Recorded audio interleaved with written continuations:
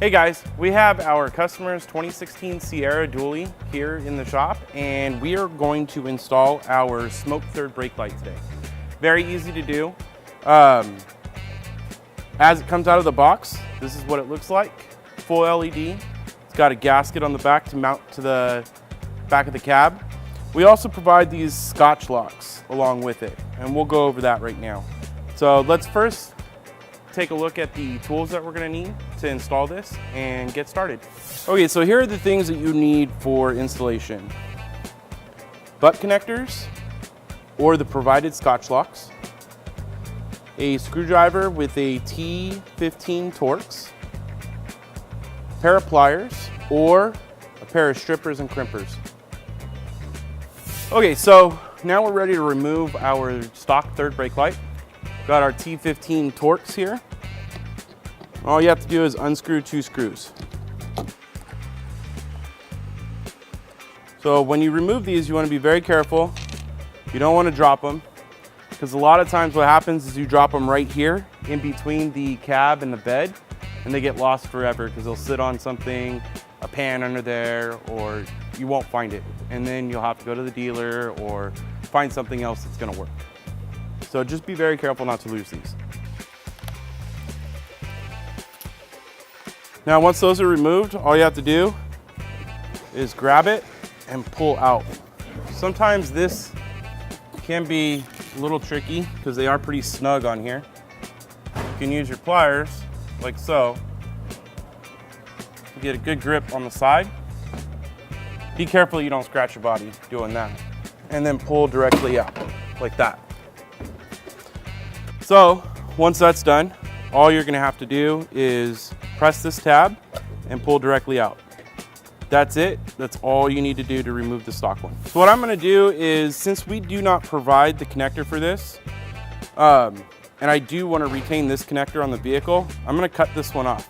Now, if you look back here, you'll notice you have red to brake, your black or grayish color is ground. Same thing on your outers, and your brown here is going to go to your cargo. So just keeping that orientation, once we cut this, we'll be able to refer back to this as to where the wires go. What you want to do is you just want to strip these back a little bit.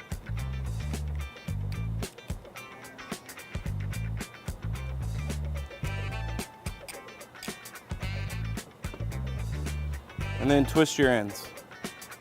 Again, this is just how I'm doing. You can use the provided Scotch locks, and those you'll just strip this fabric tape back right here and just clip them around these.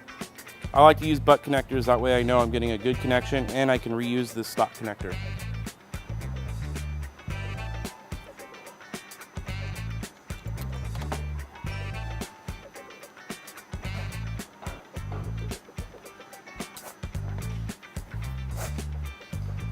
Okay, so now that I have this done, if you're gonna do it this way, and I'm gonna go back and do this later, is around these I like to put shrink wrap.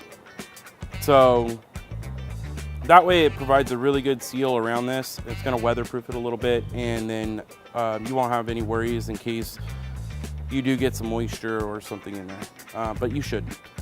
So on the stock light, what we're gonna do is, since these are set up to use the Scotch locks, I'm going to just go ahead and strip these back a little bit more.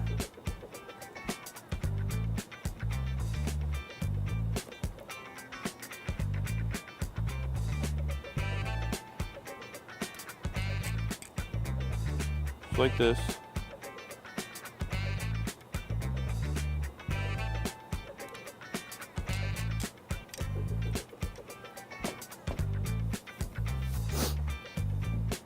And then what I'm going to do is I'm going to fold these over, because we do solder the tips on these.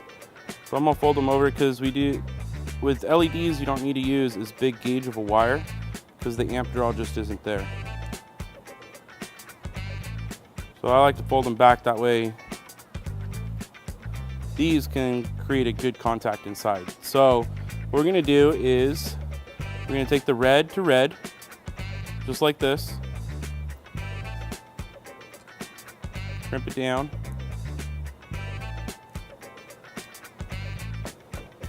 The black is gonna go to black, or like this one looks like a lighter gray. Put that in there.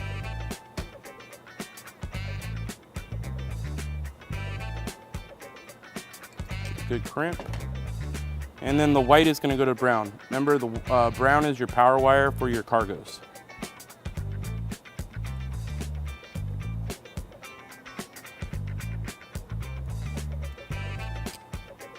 Now, if you were gonna use the Scotch locks instead of doing this, what you would do is, if you look at this, we have these 3 wires. So black would go to black, the red would go to the purple, and then the white would go to the white with the purple stripe.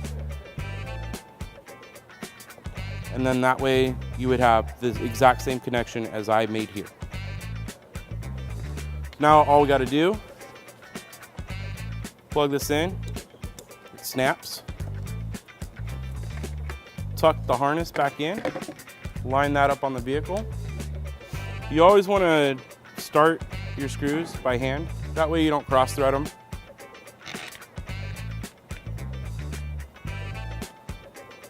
And tighten them down. If you're using a drill, make sure you use a lower setting. That way you don't over tighten and crack the plastic housing.